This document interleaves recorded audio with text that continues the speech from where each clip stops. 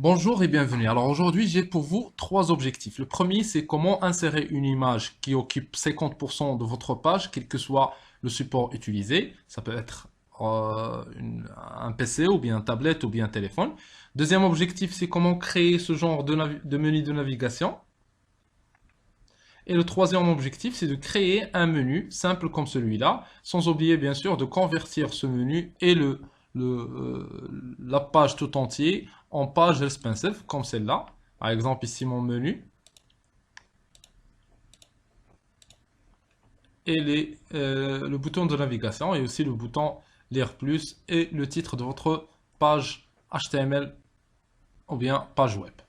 Alors pour cela, je vais utiliser trois éléments essentiels, c'est l'HTML, CSS et JavaScript. Alors je vais essayer quand même de créer les trois éléments. Alors sur mon Dreamweaver ou bien éditeur de code, quel que soit votre éditeur de code préféré.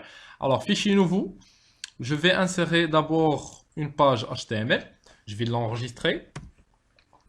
Alors j'ai déjà créé un dossier nommé site qui contient un sous-dossier image contenant les images sur lesquelles je vais utiliser par exemple sur cette page HTML. Alors je vais nommer par exemple ma première page index.html. Je crée par la suite une nouvelle page CSS. De même, je vais l'enregistrer, je vais le nommer mon style par exemple. Le troisième élément, c'est le JavaScript, le fameux JavaScript. Alors j'enregistre et je vais le nommer par exemple mon script.js. Alors, l'opération suivante, c'est de lier les deux éléments que je viens de créer, CSS et JavaScript, à ma page HTML. Alors pour cela, je me bascule directement entre le head et /head et j'insère les deux codes essentiels pour lier les deux pages. La première, c'est link relative style-chat, pardon, c'est style-chat ici. Style-chat. Ensuite, le lien, ça va être href parcourir et je vais choisir le style sur le dossier site, le style créé, et voilà. Alors le deuxième code, c'est lier mon script à ma page CSS. Alors pour cela, je vais lui dire script, SR c'est la source. Source de ce dernier, ça va être le dossier créé, mon script.js.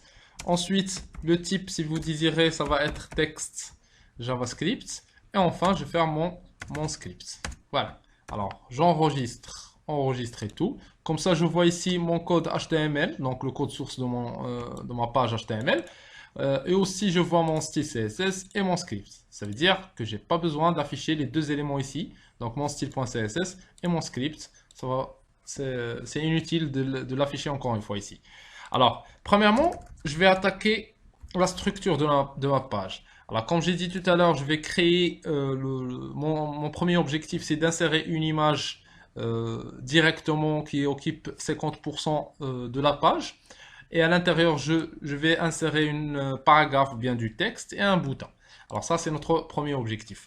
Alors, je vais créer quand même un commentaire. Donc, le premier objectif.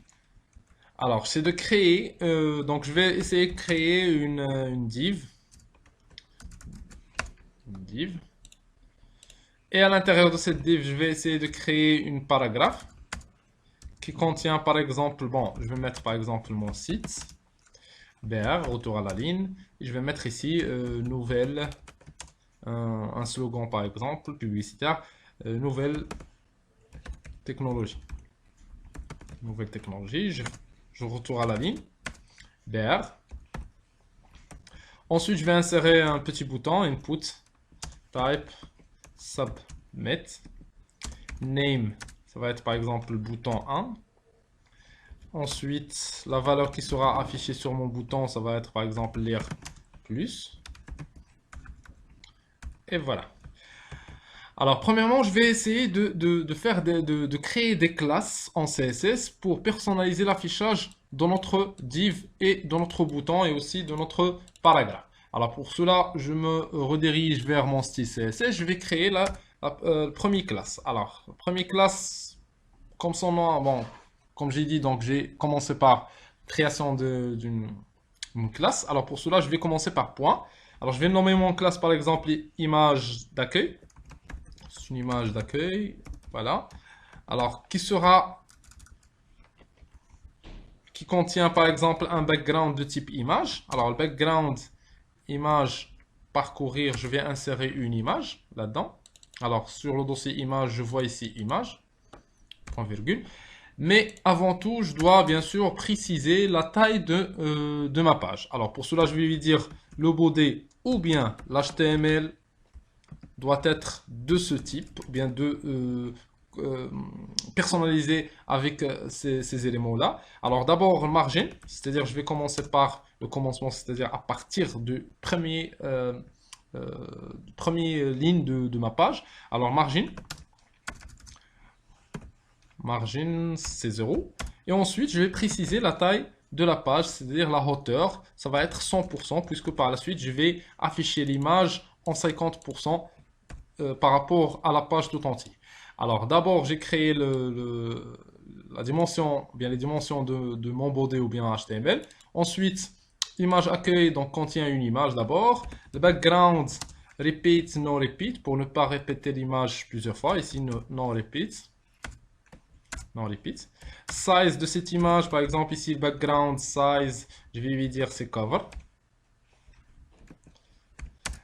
Et la position de background, ça va être centré. Donc le background center, position, pardon, ça va être centré.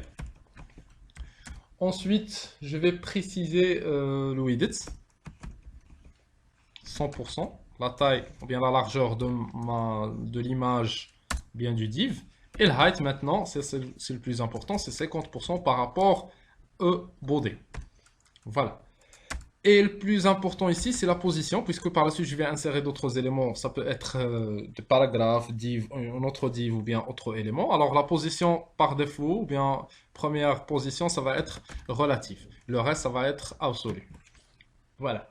Alors, je vais essayer quand même de tester l'affichage de ce que je fais maintenant. Alors, sur mon Chrome, je vais essayer de tester.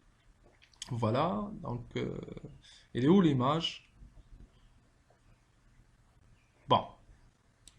Alors, ce que j'ai oublié, c'est d'appeler mon style sur ma page HTML. Ça veut dire, je vais lui dire ici, sur mon div, je vais lui dire c'est classe image accueil.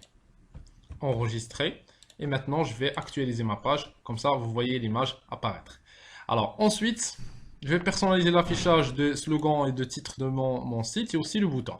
Alors, pour cela, je vais garder toujours la classe image accueil. Et sur l'image accueil, vous allez trouver certainement une paragraphe. Je vais lui dire cette paragraphe, vous allez personnaliser comme suite. Alors, le texte line, ça veut dire l'alignement du texte, ça va être centré. Le width, ça va être 100%. Vous pouvez changer les mesures si vous désirez. La couleur du texte, c'est blanc. Le font size, la taille du texte, c'est par exemple 30 pixels. Le font family, c'est le style d'écriture. Je vais choisir par exemple Tahoma ou bien autre style d'écriture si vous désirez. Et le margin top, c'est-à-dire du top, il va faire des marges à partir du top. Ces marges, je peux mettre par exemple margin top 100 pixels par exemple. Voilà, point virgule. Et ensuite, ce qui est aussi important par rapport à notre div, c'est la position. Position, premièrement, on a déclaré la position de type relatif. Alors maintenant, je vais lui dire c'est absolute. Enregistrer. Alors ensuite, je vais attaquer une autre classe, ou bien attaquer mon bouton. Alors je vais créer une classe nommée BT1, par exemple, sur lequel je vais personnaliser mon bouton. Alors, mon bouton, la taille de mon bouton, premièrement, ça va être de hauteur 50 pixels par exemple, et de largeur, le width, 200 pixels par exemple. Et ensuite, la couleur du texte, dièse par exemple, FFF, blanc. Le background, je vais préciser la couleur du background au choix. Donc, bien sûr, c'est background color, je vais préciser la couleur suivante, point virgule. Ensuite, j'ai pas besoin d'afficher les bordures de ce dernier. Alors, border none. Et ensuite, je vais changer le curseur ou bien le style d'affichage de mon curseur. Alors, je vais dire ici curseur, ça va être de type pointer. Voilà. Enregistrer. J'actualise maintenant ma page. Alors, je vois ici, ça marche. Je vais, mon bouton, il est pas encore pris en considération les changements ajoutés. Pourquoi? Puisque je dois appeler toujours mon classe, ou bien ma classe sur sur le bouton. Alors, je vais lui dire ici input type submit, name bt1, la valeur layer plus, et j'ajoute ici classe.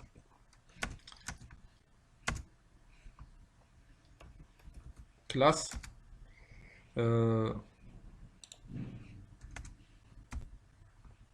BT1. Voilà, classe BT1. Enregistrer. Actualiser maintenant. Voilà, donc je vois ici mon bouton clair. Alors, il me reste aussi, donc voilà le curseur. Il me reste aussi de changer lorsqu'on approche la souris à notre bouton, ça va être... donc j'ai la possibilité de changer la couleur de l'arrière-plan, j'ai la possibilité de personnaliser l'affichage lorsqu'on clique ou bien lorsqu'on approche la souris à notre objet. Alors pour cela, je vais utiliser le même classe. Et je vais lui dire par exemple .bt1, 2.hover. Alors à ce moment-là, je vais changer carrément la couleur de l'arrière-plan. Alors le background color, je vais lui dire utiliser la couleur suivante. Donc par exemple celle-là. Voilà, par exemple. Enregistrer. Alors j'actualise encore une fois. Alors j'approche la souris. Voilà. Ça va.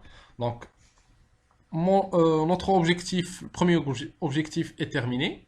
Alors je passe au deuxième objectif, c'est de créer ce genre de navigation. Alors pour cela, je vais essayer de créer d'abord la structure en HTML.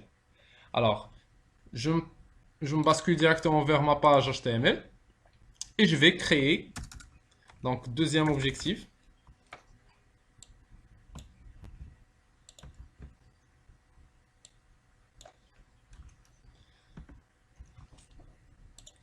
Alors je vais créer une div. Une div, je vais le nommer par exemple, ou bien div ID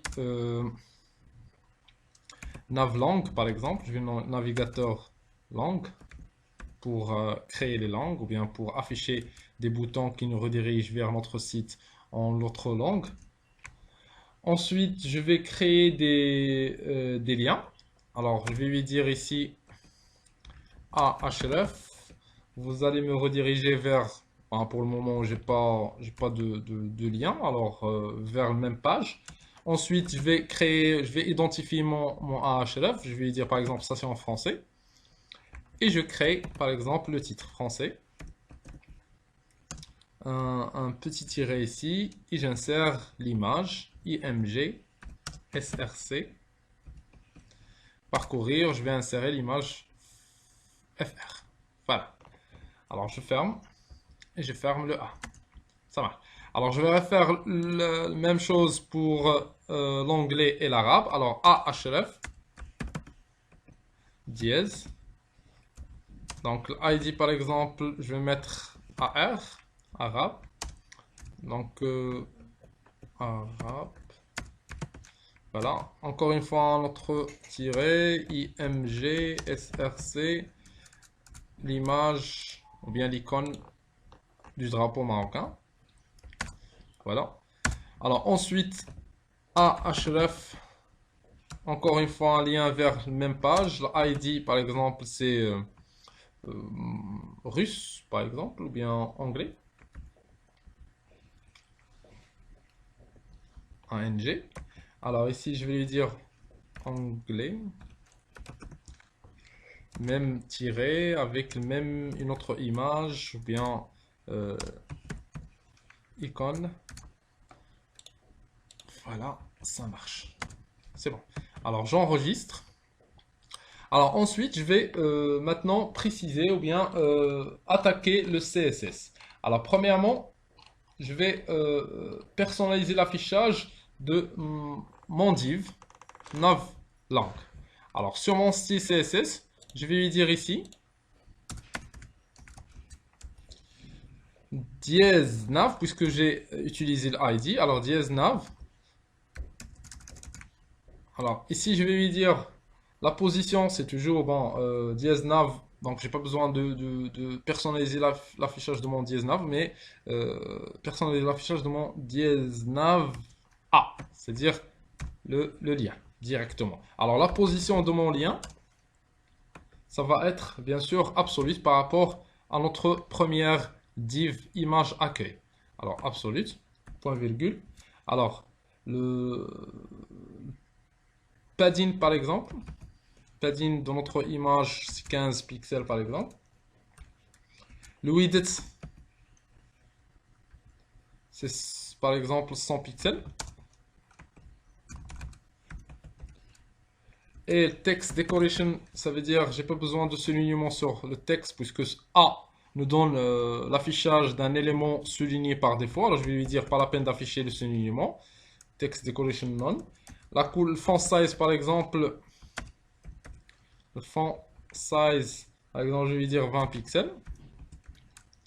La couleur du texte c'est blanc. Le border bien, je vais dire bon, d'abord le left. Donc, ce qui est important maintenant, c'est left. Left, je vais dire de commencer l'insertion de mon objet à partir de moins 100 pixels. Ça, c'est le plus important, moins 100 pixels. Et ensuite, je vais créer une petite animation. Donc, bon, bien pas la peine. Par la suite, je vais le créer. Je vais rendre mon div comme un rectangle arrondi. Alors pour cela, je vais utiliser border radius. Border radius. Alors border radius contient 3 ou bien 4 paramètres. Le premier c'est par exemple 0 pixels. Ensuite, je vais faire tourner le deuxième par 5 pixels, le troisième par aussi 5 pixels et le quatrième, je vais le garder en 0 pixels. Point virgule. Enregistrer. Alors, je vais tester ma page.